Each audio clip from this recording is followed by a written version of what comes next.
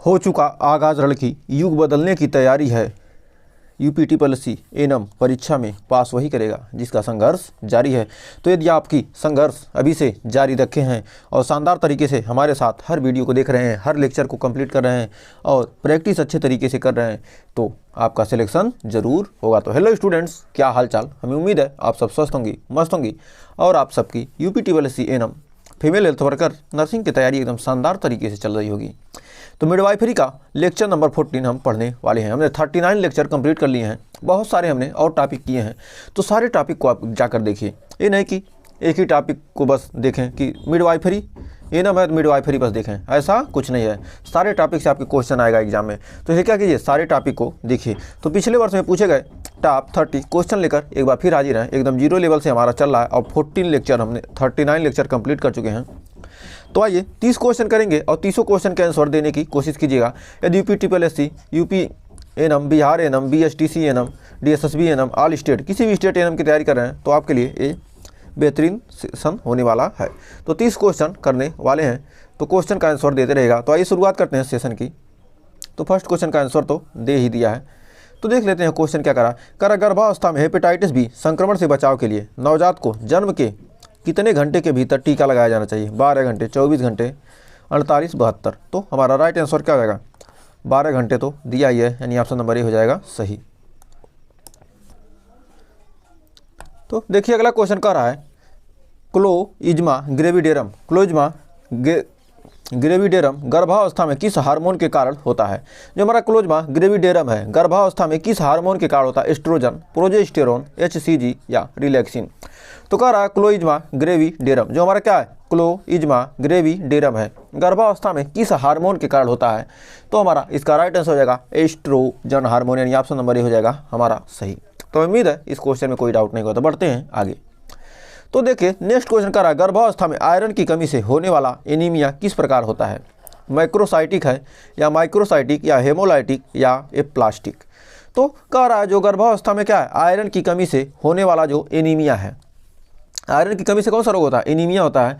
तो किस प्रकार होता है? तो हमारा यह होता है माइक्रोसाइटिक, यानी ऑप्शन नंबर बी हो जाएगा हमारा सही। तो किस प्रकार का होता है? तो माइक्रोसाइटिक होता है। नेक्स्ट कह रहा है कि प्लेसेंटा प्रीविया का सबसे सामान्य लक्षण क्या है? जो हमारा प्लेसेंटा प्रीविया है इसका सबसे सामान्य लक्षण क्या होता है? गंभीर पेट दर्द होगा या हाई ब्लड प्रेशर होगा या तेज बुखार होगा या दर्द रहित रक्तस्राव होगा?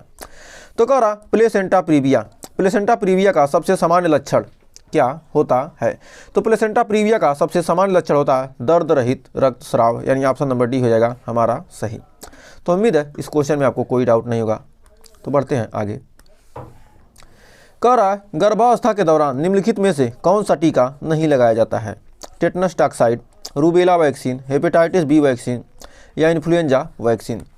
तो कह रहा है गर्भावस्था में के दौरान निम्नलिखित में से कौन सा टीका नहीं लगाया जाता है?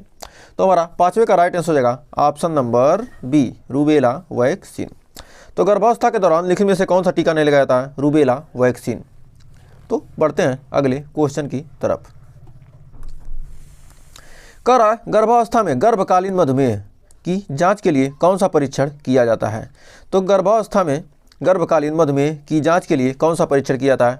OGTT या ओरल ग्लूकोज टॉलरेंस टेस्ट या CBC टेस्ट या HbA1c टेस्ट या यूरिन टेस्ट? तो कह रहा गर्भावस्था में गर्भकालीन मधुमेह, गर्भकालीन गेस्टेशनल डायबिटीज़ की जांच के लिए कौन सा परीक्षण किया जाता है? तो हमारा हो जाएगा option number A, OGTT, oral glucose tolerance test. तो बढ़ते हैं आगे। कह रहा है नवजात शिशु में एबगार स्कोर किसके आकलन के लिए किया जाता है? हृदय गति और श्वसन, मांसपेशियों की टोन, त्वचा का रंग या उपरोक्त सभी? तो यहाँ पर जो नवजात शिशु का एबगार स्कोर में ये सारी चीज़ें ली जाती हैं, तो ऑप्शन नंबर डी हो जाएगा हमारा सही। तो हमें उम्मीद है यहाँ तक कोई डाउट नहीं होगा। तो आइए बढ़ते हैं आगे। कह रहा है गर्भावस्था में हाई ब्लड प्रेशर मतलब हाई BP से संबंधित सबसे गंभीर स्थिति क्या हो सकती है? तो क्या BP हाई हो तो गंभीर स्थिति क्या हो सकती है? प्री एक्लेम्सिया होगा या हाइपोथायराइडिज्म होगा या एनीमिया होगा या गर्भाशय संकुचन? तो कह रहा है गर्भावस्था में हाई ब्लड प्रेशर से संबंधित सबसे गंभीर स्थिति क्या हो सकती है? तो गर्भावस्था में हाई ब्लड प्रेशर से संबंधित सबसे गंभीर स्थिति हो सकती है क्या? Pre eclampsia. तो हमारा हो जाएगा प्री एक्लेम्पसिया। तो उम्मीद है यहाँ तक कोई डाउट नहीं होगा। तो बढ़ते हैं आगे। कह रहा है एम्ब्रियोसेंटेसिस किसका परीक्षण करने के लिए किया जाता है? माँ की पोषण स्थिति, माँ में रक्त संचार, भ्रूण की हड्डियों की मजबूती या भ्रूण में जेनेटिक असामान्यता। तो कह रहा है एम्ब्रियोसेंटेसिस किसका परीक्षण करने के लिए किया जाता है? तो हमारा right answer option number D हो जाएगा भ्रूण में जेनेटिक असामान्यता। तो भ्रूण में जेनेटिक असामान्यता। तो उम्मीद है यहाँ तक आपको कोई डाउट नहीं होगा। तो बढ़ते हैं आगे। कह रहा नवजात शिशु में केर्निकटेरस किसके कारण होता है? तो नवजात शिशु में केर्निकटेरस किसके कारण होता है? हाई बिलिरुबिन स्तर या लो ब्लड शुगर या हाई कैल्शियम स्तर या सोडियम की अधिकता। तो कह रहा नवजात शिशु में केर्निकटेरस किसके कारण होता है? हाई बिलिरुबिन स्तर या लो ब्लड शुगर या हाई कैल्शियम स्तर या सोडियम की अधिकता। तो हमारा 10 का राइट आंसर हो जाएगा ऑप्शन नंबर ए, हाई बिलिरुबिन स्तर के कारण नवजात शिशु में केर्निकटेरस होता है। तो उम्मीद है यहाँ तक कोई डाउट नहीं होगा। नेक्स्ट कह रहा बैथोलिन सिस्ट। बैथोलिन सिस्ट मुख्य रूप से किस अंग में होती है? जो हमारा बैथोलिन सिस्ट होता है किस अंग में होता है? ओवरी में, वल्वा में, सर्विक्स में या फेलोपियन ट्यूब में। तो कह रहा बैथोलिन सिस्ट मुख्य रूप से कहाँ होता है? तो राइट आंसर हमारा हो जाएगा बी, वल्वा। तो उम्मीद है यहाँ तक आपको कोई डाउट नहीं होगा। तो बढ़ते हैं आगे।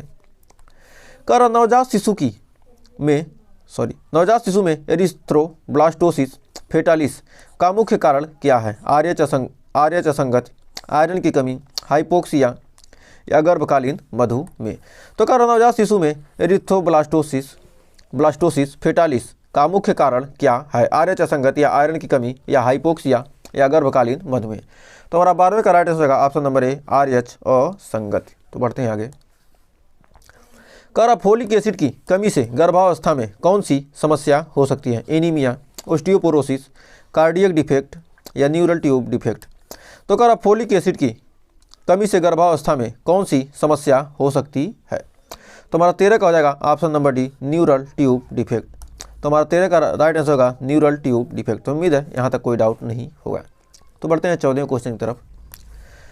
तो कह रहा है मास्टाइटिस मुख्य रूप से किससे संबंधित है? स्तनों में संक्रमण, गर्भाशय में सूजन, ओवरी का फटना, अमाशय की सूजन। तो कह रहा मास्टाइटिस मुख्य रूप से किससे संबंधित है? तो हमारा राइट आंसर होगा ऑप्शन नंबर ए, स्तनों में संक्रमण। मास्टाइटिस स्तनों में संक्रमण से संबंधित रोग है। तो बढ़ते हैं आगे। कह रहा नवजात में फिजियोलॉजिकल जॉन्डिस आमतौर पर कब होता है? जन्म के 24 घंटे के भीतर, जन्म के 2 से 4 दिन बाद, जन्म के 1 महीने बाद या जन्म के 3 महीने बाद। तो कह रहा है जब नवजात में जो फिजियोलॉजिकल जॉन्डिस होता है वह आमतौर पर कब होता है? तो नवजात में जो फिजियोलॉजिकल जॉन्डिस होता है वह जन्म के 2-4 दिन बाद होता है। तो उम्मीद है यहाँ तक कोई डाउट नहीं होगा। बढ़ते हैं आगे। यदि सेशन आपको अच्छा लग रहा तो थोड़ा सा शेयर कर दीजिए और पसंद आ रहा तो लाइक भी कर दीजिए, क्योंकि आप लोग लाइक शेयर करने वाले हैं नहीं, तो आपको थोड़ा भी लगता है कि हम आपके लिए मेहनत कर रहे हैं तो कम से कम लाइक शेयर और सब्सक्राइब तो बनता ही है। तो कह रहा एंटीनेटल केयर के तहत एक गर्भवती महिला को कुल कितनी न्यूनतम जांचें करवानी चाहिए? 2, 3, 4, 5। तो कह रहा एंटीनेटल केयर के तहत एक गर्भवती महिला को कुल कितनी न्यूनतम जांचें करवानी चाहिए? तो हमारा 16 का राइट आंसर होगा ऑप्शन नंबर सी, 4। यदि आपको किसी भी क्वेश्चन में डाउट हो तो कमेंट में बता दीजिए, और आपको किसी भी टॉपिक पर वीडियो चाहिए तो उस टॉपिक को बताइएगा, आपको वीडियो जरूर उस टॉपिक पर दिया जाएगा। तो बढ़ते हैं आगे। कह रहा है गर्भावस्था के दौरान प्रोटीन, एनर्जी, कुपोषण से बचने के लिए WHO द्वारा प्रतिदिन कितनी अतिरिक्त कैलोरी लेने की सिफारिश की जाती है? 150 किलो कैलोरी या 250 किलो कैलोरी, 350 या 500 किलो कैलोरी। तो कह रहा गर्भावस्था के दौरान जो प्रोटीन, एनर्जी, कुपोषण है, प्रोटीन, एनर्जी, कुपोषण से बचने के लिए WHO के द्वारा प्रतिदिन कितनी अतिरिक्त कैलोरी लेने की सिफारिश होती है? यदि गर्भावस्था के दौरान, मतलब कितना एक्स्ट्रा कैलोरी, हमें क्या है जितना ज़रूरत होता है उससे हमें 350 कैलोरी अधिक एनर्जी की आवश्यकता होती है, प्रोटीन की आवश्यकता होती है। किस समय? गर्भावस्था के दौरान। तो 350 किलो कैलोरी क्या चाहिए हमें? एक्स्ट्रा एनर्जी चाहिए, कुपोषण प्रोटीन एनर्जी चाहिए, जिससे क्या हो सके, माँ का कुपोषण से बचाव हो सके और बच्चे को भी क्या कुपोषण न हो। नेक्स्ट कह रहा ग्रेव्स डिजीज मुख्य रूप से गर्भावस्था में किस हार्मोन की गड़बड़ी से संबंधित है। जो हमारा ग्रेव्स डिजीज है मुख्य रूप से गर्भावस्था में किस हार्मोन की गड़बड़ी से संबंधित होती है। Insulin, thyroxine, adrenaline, progesterone. तो कह रहा जो हमारा ग्रेव्स डिजीज है मुख्य रूप से गर्भावस्था में किस हार्मोन की गड़बड़ी से संबंधित है। तो हमारा 18 का राइट आंसर होगा option number B, thyroxine. Graves disease हमारा क्या होता है thyroxine. Graves disease thyroxine hormone की गड़बड़ी से संबंधित रोग है। तो बढ़ते हैं आगे। कह रहा है नवजात शिशु में के सिर में पाए जाने वाले फॉन्टेनेल्स क्या दर्शाते हैं। जो हमारा नवजात शिशु है उसके सिर में पाए जाने वाले जो फॉन्टेनेल्स होते हैं क्या दर्शाते हैं। दिमागी विकास, रक्त संचार, ऑक्सीजन की कमी या संक्रमण का स्तर। तो कह रहा है जो नवजात शिशु के सिर में पाए जाने वाले हमारे क्या फॉन्टेनेल्स, हमारा जो फॉन्टेनेल्स होते हैं फॉन्टेनेल्स क्या दर्शाते हैं। तो फॉन्टेनेल्स दर्शाते क्या हैं दिमागी विकास, यानी ऑप्शन नंबर ए हो जाएगा सही। तो बढ़ते हैं आगे। कह रहा है गर्भावस्था में मल्टीपल प्रेगनेंसी की सामान्य जटिलता क्या होती है। यूरिन इन्फेक्शन या low blood pressure, pre term labour या थायराइड की समस्या। तो कह रहा गर्भावस्था में जो मल्टीपल प्रेगनेंसी होती है, मल्टीपल प्रेगनेंसी की सबसे सामान्य जटिलता क्या होती है। तो हमारा राइट आंसर होगा option number C, pre term labour, यानी ऑप्शन नंबर सी हो जाएगा हमारा सही। तो बढ़ते हैं आगे। कह रहा मैकडॉनल्ड्स मेथड का उपयोग किसके मापन के लिए किया जाता है। गर्भाशय की ऊंचाई, भ्रूण का सिर, एम्ब्रियोटिक फ्लूइड या प्लेसेंटा की स्थिति। तो कह रहा मैकडॉनल्ड मेथड का उपयोग किसके मापन के लिए किया जाता है। तो गर्भाशय की ऊंचाई के मापन के लिए मैकडॉनल्ड मेथड का यूज किया जाता है। तो उम्मीद है यहाँ तक कोई डाउट नहीं होगा। तो बढ़ते हैं आगे। कह रहा नवजात शिशु में मेकोनियम स्टैंड लाइकर का क्या संकेत हो सकता है। Normal delivery, fetal distress, iron की कमी, कैल्शियम की अधिकता।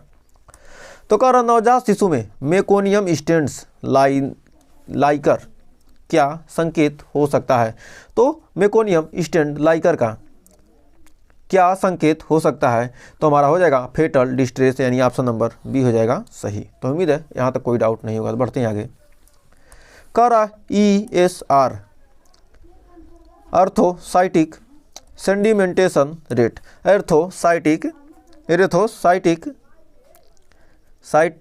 एर्थोसाइट सेडिमेंटेशन रेट में वृद्धि गर्भावस्था के किस चरण में सामान्य रूप से देखी जाती है। प्रथम तिमाही, द्वितीय तिमाही, तृतीय या प्रसवोत्तर अवधि। तो कह रहा है हमारा ESR यानी एरिथ्रोसाइट सेडिमेंटेशन रेट में वृद्धि गर्भावस्था के किस चरण में सामान्य रूप से देखी जाती है। तो हमारा राइट आंसर होगा ऑप्शन नंबर सी, तृतीय यानी थर्ड मंथ, यानी तृतीय तिमाही। तो बढ़ते हैं आगे। कह रहा है गर्भावस्था में यूरिन में शर्करा की उपस्थिति किसका संकेत हो सकती है। गर्भावस्था में यूरिन में शर्करा की उपस्थिति किसका संकेत हो सकती है। प्रेगनेंसी, इंड्यूस्ड हाइपरटेंशन या गेस्टेशनल डायबिटीज या प्री एक्लेम्सिया या डिहाइड्रेशन। तो कह रहा गर्भावस्था में जो यूरिन में शर्करा है यानी ग्लूकोसोरिया की उपस्थिति किसका संकेत हो सकती है। तो हमारा 24 का राइट आंसर होगा ऑप्शन नंबर कौन सा, बी, गेस्टेशनल डायबिटीज। जो यूरिन में शर्करा है की उपस्थिति का संकेत हो सकती है। तो हमारा 24 का राइट आंसर होगा option number B, gestational diabetes. Next कह रहा गर्भावस्था में केटोएसिडोसिस मुख्य रूप से किस कारण से हो सकता है। हाइपोग्लाइसेमिया, डायबिटीज, हाइपोकैल्सीमिया या थायराइड असंतुलन। तो कह रहा है जो हमारे गर्भावस्था में क्या है केटोएसिडोसिस मुख्य रूप से किस कारण से हो सकता है। तो हमारा 25 का राइट आंसर क्या हो जाएगा हमारा डायबिटीज। तो हमारा ऑप्शन नंबर बी हो जाएगा डायबिटीज। तो बढ़ते हैं आगे। कह रहा है गर्भावस्था में होने वाली चर्म रोग स्थिति pruritic urticarial papules and plaques of pregnancy PUPP मुख्य रूप से कहाँ प्रभावित करता है। पेट में, हाथ को, चेहरा को या पैर को। तो कह रहा है यहाँ पर हमारा कि गर्भावस्था में होने वाला जो चर्म रोग स्थिति है, चर्म रोग स्थिति यानी pruritic urticarial papules and plaques of pregnancy, pruritic urticarial papules and plaques of pregnancy यानी PUPPP मुख्य रूप से कहाँ प्रभावित करता है, कहाँ प्रभावित करता है यानी किसको प्रभावित करता है। तो हमारा राइट आंसर होगा ऑप्शन नंबर ए, पेट को प्रभावित करता है। हमारा PUPPP मुख्य रूप से कहाँ प्रभावित करता है, तो हमारे पेट को प्रभावित करता है। तो हमें उम्मीद है यहाँ तक कोई डाउट नहीं होगा। तो बढ़ते हैं आगे। तो देखिए हमारा नेक्स्ट क्वेश्चन क्या कर रहा है, कह रहा है प्रसव के दौरान लेओपोड्स मैन्यूअर का उपयोग किसके निर्धारण के लिए किया जाता है। ब्लड प्रेशर, गर्भाशय का आकार, एम्ब्रियोटिक द्रव की मात्रा, भ्रूण की स्थिति। तो कह रहा है प्रसव के दौरान लेओपोड्स मैन्यूअर का उपयोग किसके निर्धारण के लिए किया जाता है। ब्लड प्रेशर, गर्भाशय का आकार, एम्ब्रियोटिक द्रव की मात्रा, भ्रूण की स्थिति। तो हमारा 27 का राइट आंसर होगा ऑप्शन नंबर डी, भ्रूण की स्थिति। तो हमें उम्मीद है यहाँ तक कोई डाउट नहीं होगा। बढ़ते हैं आगे। तो कह रहा हेल्प सिंड्रोम किस गर्भावस्था की जटिलता से संबंधित है। Pre eclampsia, gestational diabetes, placenta previa, urine infection. तो कह रहा हेल्प सिंड्रोम, जो हमारा हेल्प सिंड्रोम है किस गर्भावस्था की जटिलता से संबंधित है। तो हमारा राइट आंसर होगा ऑप्शन नंबर ए, प्री एक्लेम्सिया। तो हमारा हेल्प सिंड्रोम किस गर्भावस्था की जटिलता से संबंधित है, प्री एक्लेम्सिया। तो उम्मीद है यहाँ तक कोई डाउट नहीं होगा। तो बढ़ते हैं आगे। तो कह रहा है प्रसव के दौरान कार्ड प्रोलैप्स की स्थिति में प्राथमिक देखभाल क्या होनी चाहिए। माँ को लिटाकर सिर ऊंचा करना, माँ को घुटने छाती की स्थिति में लाना, या ऑक्सीजन देना, या इन्फेक्शन रोकने के लिए एंटीबायोटिक देना। तो कह रहा है प्रसव के दौरान कार्ड प्रोलैप्स की स्थिति में प्राथमिक देखभाल क्या होनी चाहिए। तो हमारा 29 का राइट आंसर होगा ऑप्शन नंबर बी, माँ को घुटने छाती की स्थिति में लाना। तो उम्मीद है यहाँ तक कोई डाउट नहीं होगा। तो बढ़ते हैं आज के लास्ट क्वेश्चन की तरफ। तो कह रहा रूबेला संक्रमण से जन्म लेने वाले बच्चे में कौन सी जन्मजात विकृत हो सकती है। बहरापन, हृदय रोग, मोतियाबिंद, उपरोक्त सभी। यदि क्या हो कोई बच्चा क्या रूबेला से संक्रमित है, तो जन्म लेने वाले बच्चे में कौन सी नवजात विकृत हो सकती है।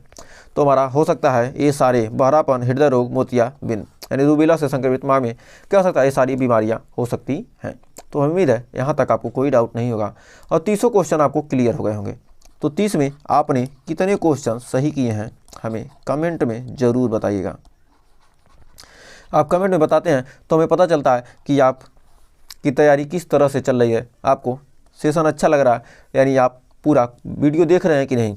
पूरा देखेंगे तभी आपको पढ़ने का मतलब ये नहीं कि भगा कर 2 क्वेश्चन 3 क्वेश्चन देख लिए, उससे कोई फ़ायदा होने वाला नहीं है। Practice makes man perfect. तो प्रैक्टिस ही क्या करेगा, आपको परफेक्ट बनाएगा। तो यदि प्रैक्टिस करेंगे तो आप ज़रूर सफल होंगे। यदि आप सोचते हैं कि क्या करें, जल्दी जल्दी वीडियो स्पीड करके भगा कर देख लिए, काम खत्म, तो वो समझ लिए क्या कर रहे हैं, आप कोटा पूरा कर रहे हैं।